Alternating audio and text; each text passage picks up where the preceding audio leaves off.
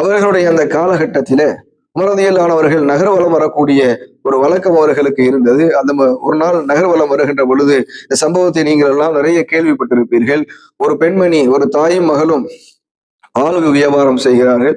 பால் வியாபாரம் செய்கிற போது அப்பொழுது தாய் சொல்லுகிறார்கள், தண்ணீரை நிறைய ஊற்றிவிட்டால் நாம் கொஞ்சம் லாபம் பெறலாம் என்பதாக சொன்ன பொழுது, அப்ப அந்த பெண்மணி மகள் சொன்னார்கள், தண்ணீரை கலந்தது விஷயம் உமரதியலானவர்களுக்கு தெரிய வந்தால், கலீஃபாவிற்கு தெரிய வந்தால் நாளை நாம் தண்டிக்கப்படுவோமே என்பதாக சொன்னார்கள். தாய் சொன்னார், கலீஃபா என்ன இப்பொழுது பார்த்து கொண்டா இருக்கிறார், அவருக்கெல்லாம் இது தெரியாது, ஊற்று என்பதாக சொல்லுகிறார். அப்பொழுது அந்த மகள் சொன்னார்கள், கலீஃபாவிற்கு தெரியாவிட்டால் என்ன, நம் அனைவரையும் படைத்த அல்லாஹ் பார்த்து கொண்டிருக்கிறான் அல்லவா என்பதாக சொல்லி அதை தவிர்த்தார்கள் என்று நாம் பார்க்கிறோம்.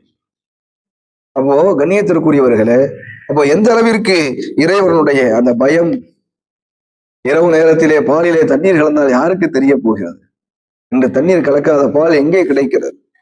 அனைத்தும் கலப்படத்திலே என்று நடந்து கொண்டிருக்கிறது. ஆனால் சஹாபாக்கள் பாலிலே தண்ணீரை கலந்து விட்டால் நாளை அல்லாஹ்விடத்திலே பிடிக்கப்படுவோமே என்ற அந்த பய உணர்வோடு இருந்தார்கள். உமர் ரலியல்லாஹு அவர்கள் அந்த பெண்ணுக்கு மிக சிறந்த ஒரு மரியாதையை கொடுத்தார்கள். அந்த சம்பவம் நீண்ட சம்பவம். கண்ணியத்திற்குரியவர்களே,